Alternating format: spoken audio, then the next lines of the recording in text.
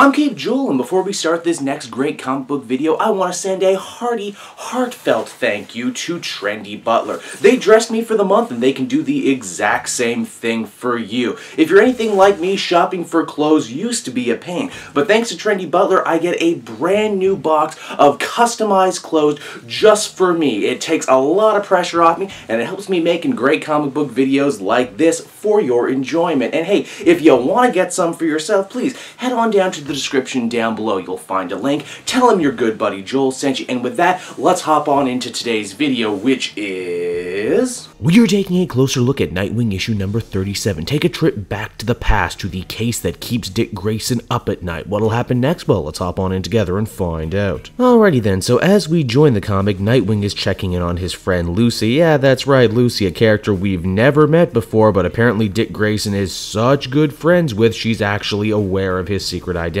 Lucy, as we discover, is actually a Bloodhaven native who owns a hotel and casino. Her business is currently being threatened, though, by the same forces choking the life out of all the other casinos in town. Dick has come to Lucy looking for some assistance in tracking down the judge. You know, you would think if Lucy was so plugged in and such a good friend of Nightwing's, maybe, just maybe, he would have talked to her before this. Of course, this meeting is really just a framing device so Dick can have a flashback to the first time he and Batman ran into the judge. It was early in his career as Robin, only a month to be precise. A bunch of important people in Gotham had ended up dead, all with a golden casino chip left behind on them. One of the people just so happened to be visiting from Bloodhaven, and as such, Batman and Robin decide to go on a bit of a field trip. The dynamic duo isn't in Bloodhaven for too long when they run into King Sturgeon, aka that shark-themed supervillain who's totally not King Shark. More importantly, though, they come face to face with Bloodhaven's original defender, Babe Ruthless. Babe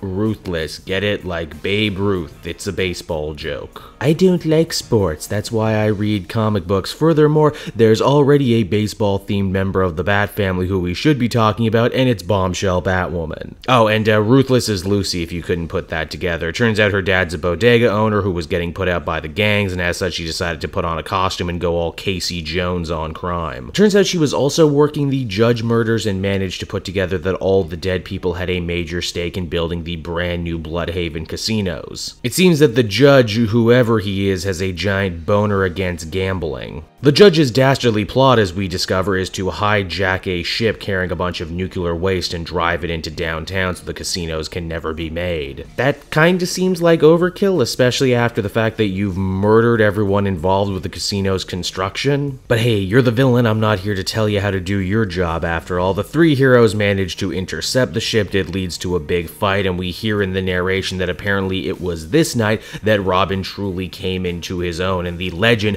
of the boy wonder, the teenage typhoon, was born. Yeah, Robin established himself as a sidekick in a completely different city than Gotham. Wrap your head around that. Also, I could very well be remembering this wrong, but wasn't it established in the last run of Nightwing that Dick had never been to the city before, and him coming back to it now was some sort of weird epiphany moment? I guess none of that matters now, because apparently Bloodhaven has always been important in the life of Dick Grayson. The heroes managed to stop the ship and keep Bloodhaven from becoming the next Fallout sequel, but the Judge ends up escaping. Dick worries that Batman might not forgive him and might kick him out from being Robin, and as such kick him out of his family, but Batman decides to actually show his softer side in this situation, and they both get over it. Dick also says this wouldn't be the last time he ran into the Judge, saying that he had a chance to catch him back in college, but clearly that failed as well. Also, as the comic winds down, by telling Lucy a story that she was there for the bulk of the actual happenings for, they both managed to hit upon the idea that, hey, if King Sturgeon was there that night with the Judge, then maybe his son Guppy will know what's up, and possibly where to find the Judge. So yeah, that's Nightwing number 37, everybody, and if you couldn't tell, I'm still not really on board with this new story. Now don't take this to mean I don't like Sam Humphrey's work, quite the opposite. I've really enjoyed his superhero work over the years, and yet this just isn't clicking for me. It all feels slightly off.